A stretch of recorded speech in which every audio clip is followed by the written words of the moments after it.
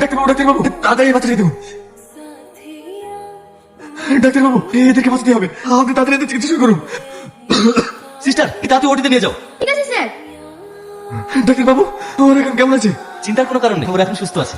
আপনাকে অনেক ধন্যবাদ ডাক্তারবাবু। ধন্যবাদ তো আপনাকে দেওয়া হচ্ছে, কি সঠিক টাইমে নেছেন বলে তো ওরা এখন সুস্থ আছে। পেশেন্টের বাড়ির লোক কই? আমি পেশেন্টের বাড়িতে ফোন করেছিলাম, ওর এখানে আসছে। কি ব্যাপার, আপনি এভাবে ভাবছেন কেন? বুকে কোনো সমস্যা হয়েছে নাকি? আরে না না, ওদেরকে নিয়ে আসতে গিয়ে হাঁপিয়ে গেছি।